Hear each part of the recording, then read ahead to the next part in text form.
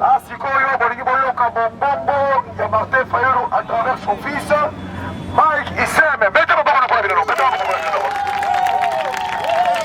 Voilà, parce qu'il y a un baga kitoko. Nagosenga yo, Ocha Matoi, on sera discipliné. Boya, dérangement Moninga. Bon, opération Beta Moninga. Comment on Oya ko déranger à Roswamba. Oya ko déranger à Roswamba. C'est pas aigle. Merci, maman, pour la mission. Sans plus tarder, Tony Kobenga, le cadre du parti, Mike Issem. Allez, ça mission à ta montée, merci.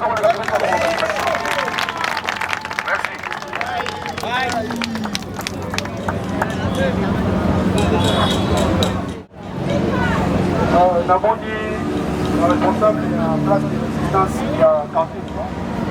Vous avez vu comment on a monté place de résistance?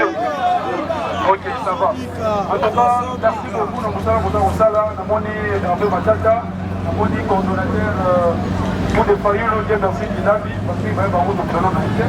Et puis, nous avons dit, moi, le mot, sinon, bon. Vous mettez un peu ma case. Nani Mokonza Congo? Nazo Kapete. Bozobanga? Bozobanga? Baebisi na yo, Bozobanga ya solo? Ok. Lelo nde lelo, n'est-ce pas? Nani Mokonza Congo? Nani Mokonza Congo? Fayulu, maboko mingi pour le président Eli.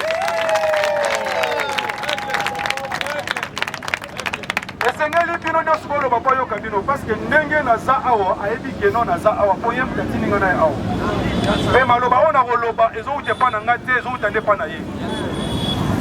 Donc baprésente nga déjà moyen na se présente jour ekozala te baoyo bayebi baoyo mpe bayebi te na nsima bakozwa information mpo bayeba oyo nga nazali bolanda elongi oyo te bokomona nga lokola keno voila moto oyo aza moto akimia aza moto abangaka makambo mais au contraire mosusu yo moto eza elongi mabe nga naleki na makambo mabe. Donc ndenge eza wana avant tobanda bilulu na biso ya lelo boyebi ete lobi mokolo ya le 3 mai mboka na biso ezalaki na matanga ete mokolo ya lelo toza na matanga soki tozalaki na baautorité responsable lelo balingaki badécréter journée ya deuil national mais comme bango bayebi ete bakongolais baza na bango banyama bayebi ete boza na bino batu te parce que bango moko na ndenge bazali bayebi ete bakongolais batikala kovote bango te yango wana basesusiaka na bino te baza wana bazwi kaniaka batie na poche bake batongi baimmeuble mais bazobosana ete le bien mal acquis ne profite jamais. Bozolesa bana na bino mbongo boyibi mbongo masumu mbongo makila boko avancer te bato ebele bazala bamillionnaire na mboka oyo tomona bango baotambola makolo yango wana nga na kosenga na biso nyonso oyo alati chapeau longola chapeau to observer une minute de silence en mémoire de nos compatriotes oyo baza na este puis totelema debout.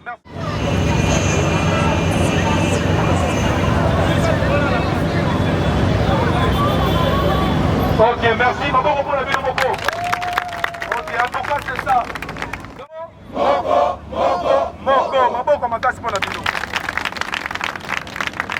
Lelo, Nazana Makambo, Misato. Dopé 3 points. On a abordé. Nakozala Mokuse pour que Batouba Yanolangai va comprendre nga malamu. Nae awa kozala ba aventurité. Mais naye pour na kosola na bino peuple congolais.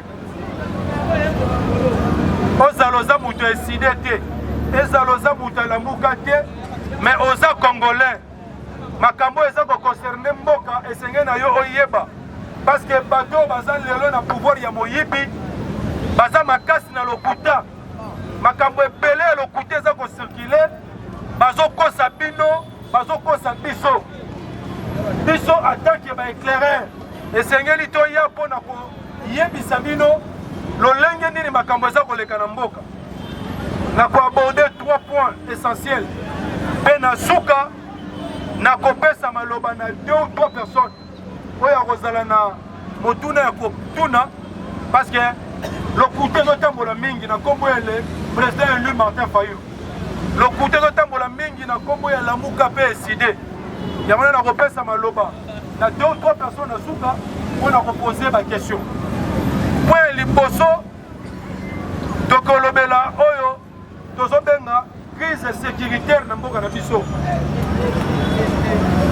point ya mibale tokolobela bamikano to mpe barésolution oyo tozwaki na conseil national extraordinaire oyo toorganizaki na parti na biso eside engagement pour la citoyenneté et le développement mpe 3e point tokolobela actualité politique wana nde nakoya koyebisa bino baverité na makambo etali to mpe poursuite judiciaire à l'encontre ya son éminence cardinal Ambongo nakoya mpe koyebisa bino makambo etali baélection ya moyibi oyo bauti kolekisa bamiyibi comme basénateur bagouverneur mpe na suka nakozwa 3 questions oyo towuta na bino public pour ke nayanola na mituna na bino sans plus tarder crise sécuritaire oyo eza lelo na mboka na biso bato ebele bazotuna biso mais tozoyoka le président élu Martin Fayulu te azoloba te mpo na nini depuis maponami ya lokuta to mpe ya moyibi oyo biso toza korekonaître yango te biso lamuka eside toyebi ete na bakongolais ebele baza awa élection etikala kosalama na mboka na biso élection etikala kosalama na mboka na biso ndenge nini lelo bakoyebisa biso ete pourquoi président élu depuis baganya ye na baélection azoloba lisusu te ndenge aganya ye depuis 2018 ti lelo nous avons un seul président élu il s'appelle qui il s'appelle qui maboko mpona le président élu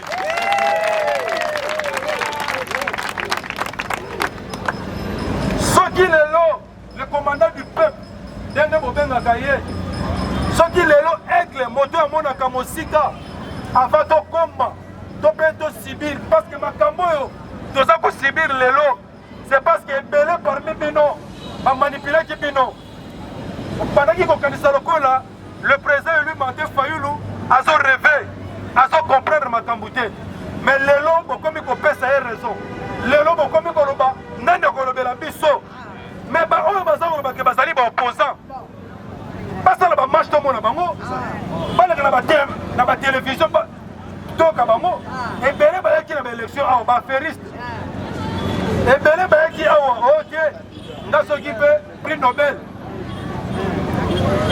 asala politiki te ayebi ata marche te mais ayembala moko oyo te botianga candidat comme ya opposition alors que biso de 2019 si na 2023 tokanda flamme wana ya lamuka etikala kokufa te bato nyonso to balongwa lamuka mais comme lamuka ezali biso peuple totikala toujours na nsima le commandant du peuple le président élu Martin Fayulu en tout cas tobetela maboko makasi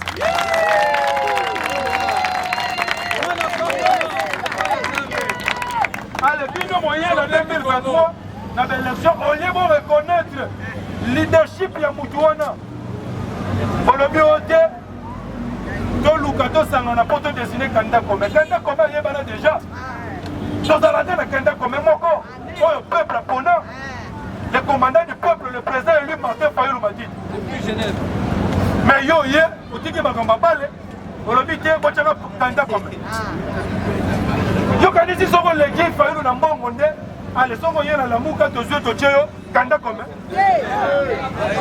non est-ce que bitumba oyo tosalaka eza mpona mbongo yo ozwi mbongo oyibi ale ozokosa bato yo te voilà ndenge eza wana botianga candidat commun oh non Fayulu aza na mbongo te mpo kena baélection Moi, je faisais partie de l'équipe de campagne du président élu Martin Fayulu. Nous avons sillonné toutes les 26 provinces. Avion Oya Mataki, Zali avion à Mataki. Totamoni d'ailleurs toqué la Bouta, toqué la Isiro, toqué partout. Je vous rassure, le président élu Martin Fayulu est l'unique homme politique où le peuple a soigné la manifestation sans qu'il appelle sa bango à 100 francs. Parce que écoute un tempo. Parce que écoute un tempo, parce que Fayulu appelle sa bongo te, appelle sa polo te, toko vote nanko. Et ça bongo te. Et puis bon, on a qui bino moko retourne na Kinshasa. Jambu Kinshasa ça sala qui tombe. Bato nyonso bayaki wana. Soki ezalaki il faut topesa bango mbongo. Tanga tout son mbongo wana wapi. Tala bato bayaki koyamba le président lui Martin Fayulu de l'aéroport. Tin na Sainte-Thérèse. Bato wana nyonso est-ce que tango bayaki bapesa bino mbongo? Pourquoi boyaki? Et ça pour la bolingo mboka. C'est ça. Donc il y a eu un simulacre d'élection. Et puis pourquoi les commandants du peuple, on a juste un rappel avant de côté le premier point. Et puis pourquoi était le président élu à Québec dans l'élection il y a décembre. Les Alaki pointent à la qui s'habille de Makambu déjà maintenant qu'ils commandent les Alaki à ma paix. Mamizou sur le bio même dans l'histoire la mission m'a décidé. Mon compte à Boka. Soko Kéité, les alliés non assistance à personne en danger. Peuple congolais ou abandonné par le Maboko et Nani. Il faut que vous sachiez ni aucun de ma ponami. AMBC Bangoboy. Ma ponami, on m'a banni déjà qu'on y bango d'enrôlement. Ceux qui te lobby qui est au Kende la ma ponami, on sent que basta la audit fichier électoral. Nazoé Bisabino, et que ça la difficile de kanga fraude. Au commande dans le bureau de vote, Batoubaza à 10. Mais Babibi, c'est le résultat. Il y a 300 personnes. Tout ça, c'est parce que le président élu Martin Fayulu avait déjà vu. ABC Bandekonyoso. Alors, il y a toute pression pour que l'élection soit transparente et inclusive. Il y a un peuple. Le bioté, ceux qui ont dit qu'ils vont retirer le boulevard. À Koleka, c'est quoi tout qui Allez, contre la 73% Moïbi. Ouais, bah, PCA et bah, machine. Parce que tu n'as pas qui était, n'a pas l'élection de Rokende. Et ça, il peut prêter pour voter parce qu'il va voter hier. Abandaki considère que ma machine a voté sur la ligne. Et tu dis, ça y est, président. Il y a moins de l'heure comme il prêtait ma machine. Il y a moins de l'heure, ça sert à rien. Il y a quoi là dans ma campagne, na bateau baleki na machine à voter. Aussi ma candidat, aussi ma député, la biso ma député nationaux, provinciaux. Bango nyonso to wana baleki na machine à voter. Si on a le peuple congolais, au lieu de l'Ouganda ni tokosala pour nous récupérer victoire na biso, de continuer la distraction. Ma côté c'est besoin la distraction, la diversion. Ma besoin de l'Assemblée nationale. Oh Bahati, Namboso, Toké Namouat. Banda wala biso bazo kuva na est kuna. Mais bango comme bayebi ke bazali ba représentant na bino te. Bazo luka positionnement na bango. On commence la famille moko, papa l'équipe député, maman l'équipe sénatrice, bana ba l'équipe député provinciaux, cousin l'équipe gouverneur. Yemo tata ko luka zo comme nani ministre. Aujourd'hui le pays est pris en otage par un groupe d'individus. Nous sommes plus de 100 millions de Congolais. Mais comment nous allons tolérer les lots, tous à la gérer, tous à la prise en otage, bisous batunios tous à par un petit groupe. Yokanisi na losoko tomboki, farde soso mona à Kobomayo, jamais. Parce que même farde ça va souffrir, même police ça va souffrir. Nous sommes là pour éveiller votre conscience. Pourquoi papa sont rebatté? Pourquoi le président ne parle pas? Mais yo mouton va opposer à quel homme? Yo mouton va voilà, oyebani. sala marche bato baya lelo bandeko na biso na este nakomi na point ya crise sécuritaire bandeko na biso na mungunga a pleine ville ya Goma mungunga eza lokola ndenge toza na ntango awa moto aza na menkau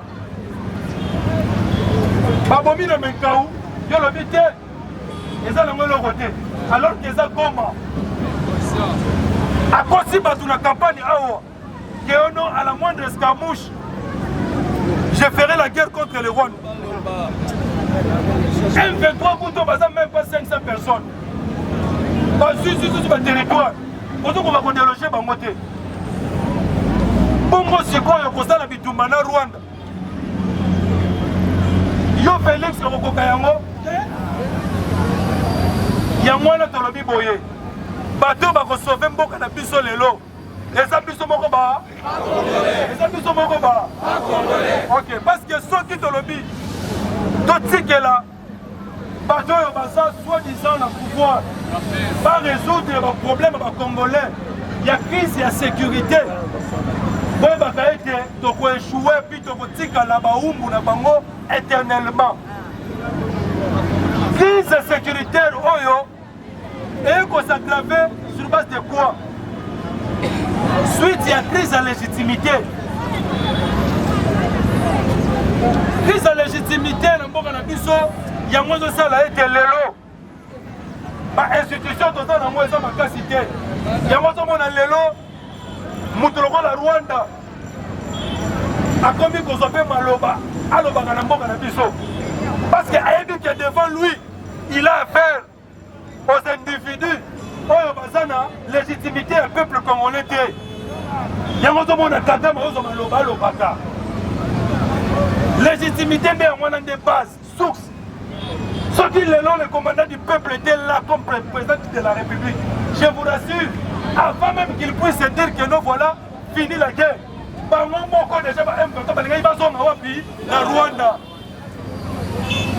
c'est parce que bayebi que note voilà maloba ya le commandant du peuple eza maloba oyo euti na peuple aza na légitimité ya peuple congolais mais Tshilombo olie atina bamachine à voter parce que bango moto bavotaki ye na bitumba akomi koluka oyo te peuple congolais tozala ini mpo na tobenga na banguna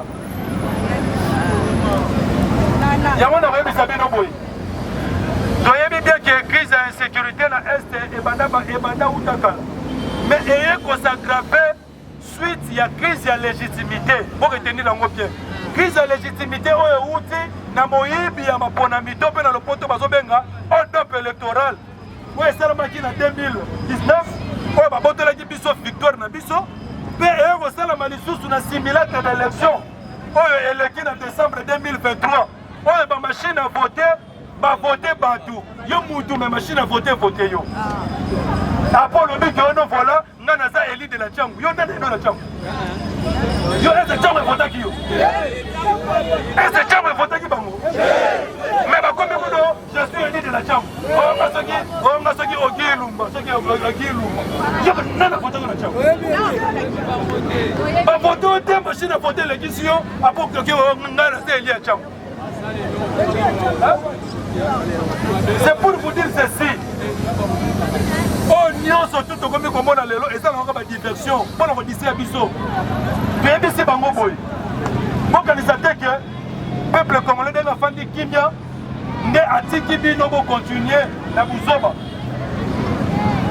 Ya mwana biso na kati ya SID. Touta yiko sala conseil national extraordinaire avec le commandant du peuple pour étudier minutieusement le problème de sortir en boga na biso. Mais tu es aux mikano, tu peux pas résolution. Dans le biboye, pour résoudre le problème de la crise de sécurité dans l'Est. On est outil la crise d'illégitimité à l'institution animateur na bango. Et c'est nous que comme ma élection est les qui les a élection et c'est la biso excusez-moi et c'est la biso de Lukaete to pesa mboko na biso ba institution est légitime on institution légitime dans un pays démocratique lokola ya biso eutaka wapi na maponami oyo ya solo yango bomonaki mokonzi mboka le président élu Martin Fayulu avait rejeté tous les résultats oyo kadima na bandeko na ye bapubliaki na décembre 2023 toyebisi bango boye na minute oyo toyebi ke yo Tshilombo oyibaki baélection toyebi ke bino bato ino sacré boza bamiyibi. Vous avez volé la victoire du peuple congolais. Vous n'avez aucune légitimité. Le peuple congolais Azako se reconnaître na bino te. Tala mayele mokonzi mboka le président élu. Alors pour résoudre la crise de sécurité à Est. Alors boy. Ndai Fayulu. Boyibi ngai victoire. Nangai na 2018. Na bundi de peuple. Bobomi même ba résister na biso. Bokangi même ba résister na biso et belé ba outer na prison awo. Bomadiete biso. Mais na tikali kosima minduki te na koma rebelle. Mais tala lelo. Badoyo basalaki mabe na ba Congolais. Mutoloko la nanga. Oya salaki mabe na ba Congolais lelo. Accueillir rébellion. Asa ko se justifier que non. Ceux qui accueillir rébellion lelo, eza pona nini? Eza pona ko remettre ordre constitutionnel parce que muto boso mona wana lelo asali monstre oyo ngana fabrikaki. Alors que nanga na 2018 pourquoi pourquoi apportamaki moto au peuple congolais votaki Yangwana le commandant du peuple lobby lelo bato nyonso bato ke na M23 prétexte le bango ezala ki ono voilà et ça parce que l'élection ça m'a quitté et ça parce que bato gérer biso bazali bazo ba illégitime tout ça mais malgré ça le commandant du peuple a tiré la Rossima Monduki. Azama Boko. C'est ça. Yama le Biboy. Malgré ma cambounion, malgré qu'il m'a eu, bien ma belle Bosali, fils au peuple congolais n'a Moko. Mais pour l'amour du Congo, pour l'amour du Congo, pour l'amour du Congo, le commandant du peuple a lobby boye. Boye kanga bien. Ouais les hommes aucun autosuit na katia résolution na biso toté na conseil national. A lobby ce qui peut nous unir est plus fort que ce qui peut nous séparer. A lobby les lois na mboka na biso zaka les loko moko. Oye côté ko fondisa na bando na miyibi.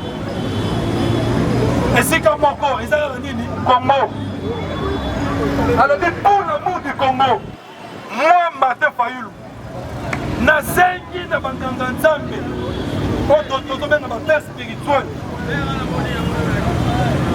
Pas fongola cadre de consultation. Pas bengisa, pas na nyoso ya Congo. Parce que les gens disent que non, voilà, voilà un dialogue na IDPS. Tozosenga Tshilombo dialogue te, bokanga bien. Botanga makambo, résolution na biso très claire. Na cadre de résolution, nous avons dit ceci. Tosengi na banganga nzambe ba père spirituel parce que bango bazali l'église au milieu du village. Ba bengisa ba congolais nyonso. Tosangana, tofanda autour du thème réconciliation, vérité et cohésion nationale. Bonne année. Bonne année à la front commun. Bonne année à la bomoko.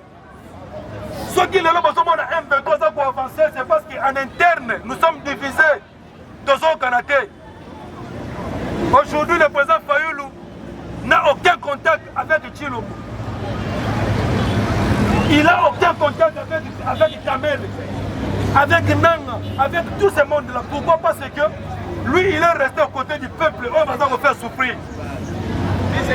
Bango va poni avantage na bango moko, na intérêt na bango moko. Yango lobi, mettons nos égos de côté. Nebi que yo yiba kingai élection. Mais mboka sikoyo, ils sont menacés par la guerre. Au moins bitumba ozo le kana est lelo. Échanger tournure. Nos bisabino échanger tournure. La balkanisation devient de plus en plus réelle. Aujourd'hui, dans le territoire occupé par les M23, on a remplacé les chefs coutumiers, on a remplacé les administrateurs des territoires et on les a remplacés par des Rwandais Tutsi. Bango Moutuba comme géré par des territoires où ils allaient occupés par les M23, Lelo. Et puis, Kounana, le territoire occupé par les M23, et c'est un abysse de Baboye. Frère Congolais, kuna batu baye bien ngote zolia mate. Kuna bazolia dollar namba wazo uta Rwanda. Pene sozi fanga baka kuna na kati ya mboka wana. Population bakoti sikuna. Ezali ba Rwanda nde baye ko occuper ba territoire ya biso na mboka na biso parce que bande wana biso bazalaki wana bango nyoso bakimaki. Oh tozobenga ba déplacés de guerre. Nous avons plus de 7 millions de déplacés internes. Oh, balongo na baruchuru na masisi bango nyoso tu bayende wapi na Goma. Bakimi bitumba kuna bayena Goma, mais lobi toyoki api bati ba bombarder quand des déplacés ici ka bayaki. Plusieurs morts et plusieurs blessés. Aujourd'hui, Rwanda muta komi ko administrer ba territoire où ils ont occupé. Yango boyokaki évêque ya diocèse ya Nord Kivu. Alobi nazo baté. Parce qu'il partie diocèse na ye, ils ont occupé par M23. Une autre partie, ils ont côté la biso. Alobi nazo baté. Côté kuna nazo ba autre misusu. Awa pe nazo ba autre misusu. Nazo baté finalement. Tout ça dirigé par Nani. Lelo maman papa esengeli boye baboye. Lelo Mindele et les autres ennemis du Congo. On te met dans les multinationaux. On va appuyer Rwanda. Rwanda. J'irai que nous voilà.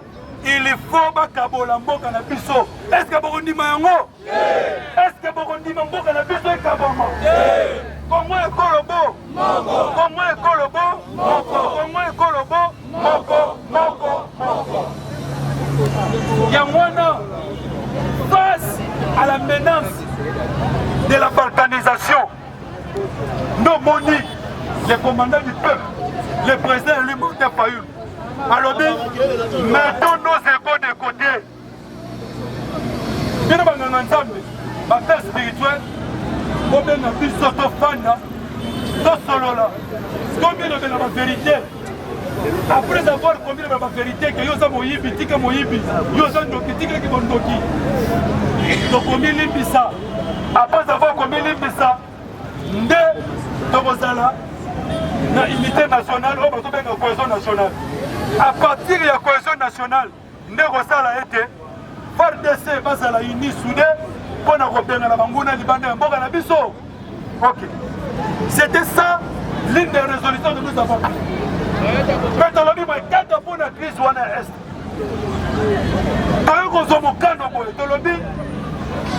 avant état de piège, il y avait moins de tueries. Dans Ituri et puis dans Nord Kivu. Avant état de siège, Bunagana et Kendaki na maboka ba M23T. N'ayez ni kaka l'air pour proclamer état de siège.